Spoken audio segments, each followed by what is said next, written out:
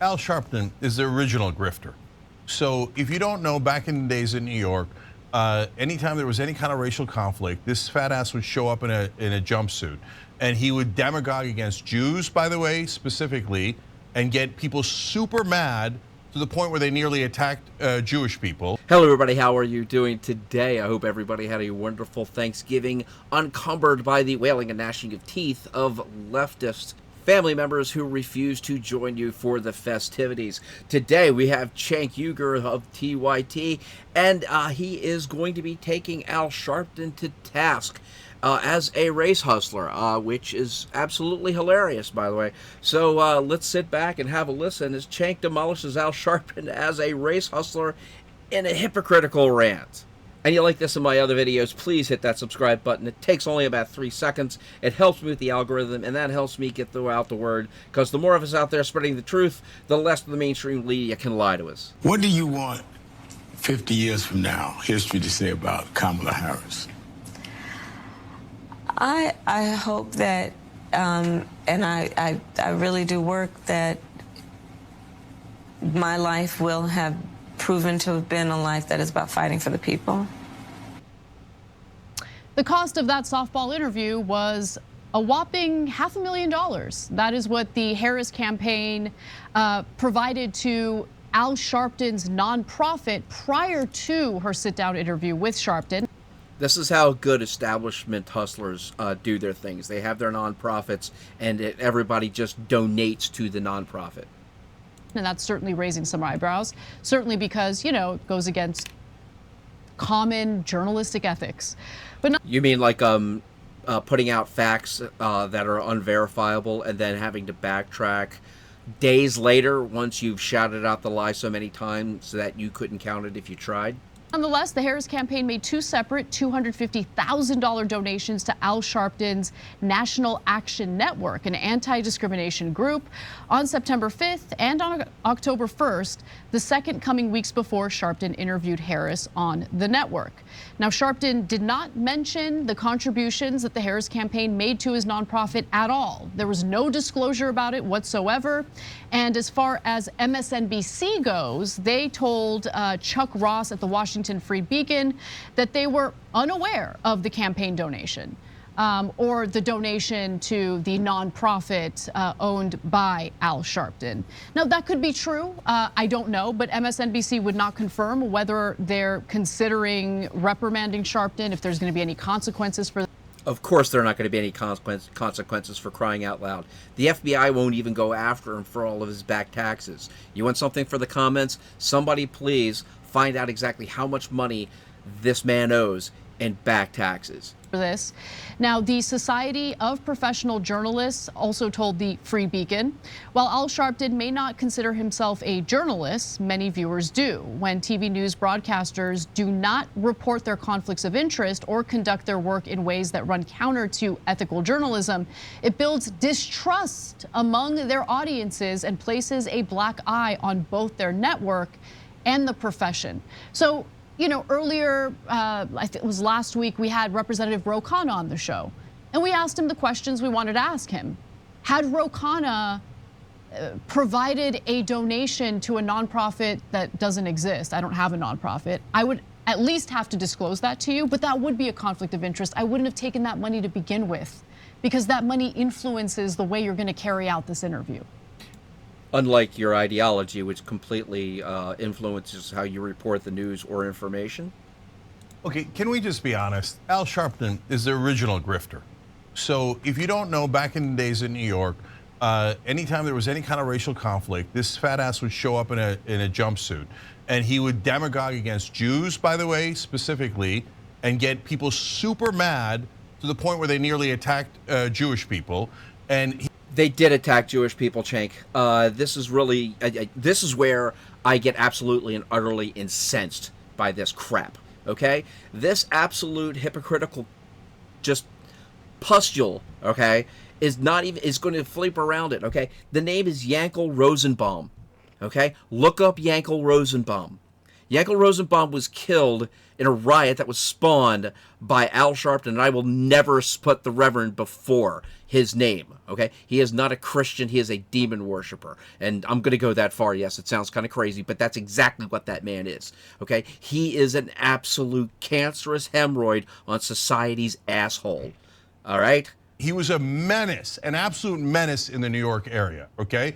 And then all that got magically forgiven. Why did it get forgiven when that stuff never gets forgiven? Why did it get forgiven? Because he's pushing the right agenda. He is pushing the right message. He is a race hustler. He does what he does because it is good for MSNBC. It is good for the media. Anything that causes turmoil is good for the media. I know that sounds very James Bond 007-ish, but it's honestly and absolutely true. he decided to embrace professional corruption. He was running 2-bit scams back in the day because he didn't know any better, right? But he's a smart guy, so he wisened up and he's like, oh, the way the professionals do this is they kiss the ass of the donors, they kiss the ass of the politicians, and they get the real money, the big money. And did he shake? Now this came in as his mea culpa after he and Jesse Jackson, for that matter, had taken candidate then Obama to task for not being an authentic black man. I believe he referred to Obama as Obama the Magical Negro. All right, that's seriously. This is the person it is. However, what happened was he did his mea culpa. He fell in line, and now he is preaching the correct message, which is why he's free to spread his filth on MSNBC. Down a lot of businesses saying, hey, if you don't give me money, I'm going to call you racist. Okay, go ahead and catch feelings. Yes, he did. Okay, and do you want to know how Comcast was allowed to merge and actually acquire NBC and MSNBC? They had a massive race problem. Al Sharpton came in and said, no, they don't. They don't have any race problem. Guess where Al Sharpton wound up? Hired by Comcast at MSNBC. Funny how that works, right? He got way better on his grift, okay? Now, like I said, this is how all race hustlers work, okay? Now, Cenk can sit here, and Cenk is, again, a race hustler with the best of them, and he knows what's going on. He studied Al Sharpton, I'm fairly sure, to figure out exactly how to pull the hustle off. And he's been taking this kind of money his whole life, and that's why he does the softball news. That's why if you criticize Al Sharpton in the old days, people are like, God damn yes. Now if you criticize Al Sharpton, they go, oh, well, you're being a racist. Racist! No. Why? Because he's now part of the establishment. So now his new mob, the establishment cartel, protects Al Sharpton, and as he runs the scam time and time again. And there he is sitting on Morning Joe as they lecture about good journalism, a story we covered earlier in the show, right? Wow. Come on. Okay, this is... Okay, Cenk can sit here and try to demolish Al Sharpton all he wants to. Okay, but this is so hypocritical, it's not even funny. I mean, and what's really getting on my nerves right now is not just Cenk being his normal hypocritical race hustler self, okay? That's exactly what this man is. This man has taken money to portray a viewpoint, and not just his viewpoint. You can tell how his viewpoint changed right after he took the $20 million for Jeffrey Rosenberg. But right now, I'm going to let this play just a little bit, and then I'm going to stop it. I mean, look, I knew some of that about Al Sharpton. I didn't know about him shaking down businesses in New York. I mean, come on, for crying out loud. This guy has been doing that thing since the 80s, for Christ's sake. I mean, seriously, ever since he's been perched on Geraldo Rivera's crank, for that matter. I mean, this is exactly what it is. And this whole thing about the race hustling and everything like that, she's going to sit there and vilify Trump, of course, because of all these problems that he had back in the 70s and 80s as far as not renting properties out to minorities and everything like that. But it was the exact type of hustle. Ralph Sharpton was involved in the exact type of hustle. And here is Anna Kasparian, Journalist Supreme. This woman actually teaches a course at a college in journalism, and she has absolutely no clue about Al Sharpton's past. I mean, honestly, hey, look up Anthony Graziasi, okay? How about that one? Anthony Graziasi. Look that one up. Everybody in the comments, look that one up too. Look up those two names, Anthony Graziasi and Yankel Rosenbaum. This woman has absolutely no clue about those two names or anything that Al Sharpton has done, because all he does is preach the the right message, and she will fall right in line and not even look at the basis of it or try to look at the person who's giving out the message. This is exactly the left. Okay? And anybody who wants to sit there and talk about how Anna is being red-pilled or how she's coming to her senses or anything like that, honestly, this is the person that she is. Okay? If it is of the left, it is good. Is it of the right? It is not. This is how these people think. She will never think any other way. And I swear to God, it makes me absolutely sick, okay, that this woman can pull her grift at the same time, just at the same time that this lard ass sitting to her right does the exact same thing. With allegations of racism. Oh, I mean, it went Wow. on and on. He was in the middle of creating riots, so he would go into the most, like flammable situations, for lack of a better word, and he would come in there with a match and start lighting things on fire. Right? He is the one who created the situations, or the situations hadn't happened, and he exacerbated it by putting himself in the middle. Okay, that is exactly what he did. He actually started a race riot in New York City back in the 80s, and it resulted in the deaths of people. Okay, this is what I mean when I said this guy has literally gotten away with murder. This man has actually done what the news media has been trying to get you to believe Trump did in the January 6th hearings. And when he went after it, he said, "Oh, the Jews are running these businesses," and riled people up against Jewish Americans. It was one of the worst things I've ever seen. And okay, so that happens from time to time with the Nick Fuentes, etc. If you wanted to know exactly how anti-Semitic the left actually is, okay, Al Sharpton has actually led situations that have resulted into the deaths of Jewish citizens, okay? And he is accepted in leftist circles. He's heralded in leftist circles. But Nick Fuentes is like Persona non grata. yeah, he's right? totally shunned by everyone who's legitimate. He but wouldn't Al Sharpton welcomed with open arms. Why? Because he switched up his grift. And he realized that He is a man of the left, just as you are, you human pustule. Oh my God. establishment grift is the best grift of all. You set up a nonprofit, they funnel you $500,000, you kiss their ass on air, and if anybody accuses you of anything, you just call them racist. Or you start a website and call everybody a racist. It works the same way. So he's been playing identity politics his whole life. He's nothing but a grifter. So if any of you catch feelings over that because you were part of his grift and he donated a little bit to your show or he donated a little bit to your organization, by the way, that's a smart way to run the grift. What you do is you dole out a little tiny taste of the money you got from giant corporations, etc., so that everybody shuts up about the scam that you're running. So there you go. And look, I didn't say any of it was illegal. It's my opinion that he's a giant grifter, okay? And you could look up all that information on your own. I mean, I think Boris Epstein should have Al Sharpton on retainer for how to professionalize his grift. Yeah, Boris is an amateur compared to Al Sharpton. Wow.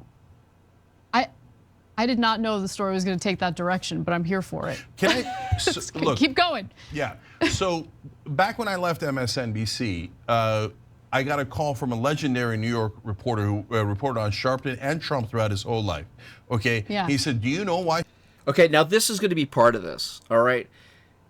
Cenk was with MSNBC at the same time that Al Sharpton was. Now Al Sharpton was coming in, and Al Sharpton was giving the 6 p.m. slot that Cenk Uygur wanted, okay? So Cenk left because he lost the slot, or the slot that Al Sharpton had, to Al Sharpton. I got that all mixed up. So basically, a lot of this right now is just complete and utter sour grapes. So please don't think Cenk is some kind of hero or anything like that. Again, he's garbage.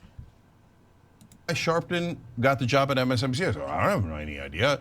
I don't care. What happens after I leave is immaterial to me. I chose to leave. Right. That has nothing to do with anyone else. He's like, yeah, but I'm going to tell you anyway, okay? And he's the one that explained to me how Comcast had and he reported on this earlier, had massive racial issues with how they treated black employees. Sharpton comes in and goes, no, I declare them non-racist. They have no racial problems at all. Wow. And then he gets what is likely a multi-million-dollar deal from those same exact executives to work at MS. How many leftist organizations have you proclaimed as non-racist or non-anti-Semitic? Okay, and they provenly are. Okay, I mean, BLM. Anybody? SNBC. And that's how this establishment game is played. That's why I didn't want to play that game. I hated that game, and they hate me for hating that game. They're like, why don't you just go along, man? We got a nice little grift going here. We tell everybody how great the Democrats are, and if anybody criticizes any Democrat or any of us or anyone in media, we just call them racist. It's the easy. And that's what you do, Cenk. You just found your own grift. You just went your own way. That's why you denied the $1 million that you had been given years beforehand, okay?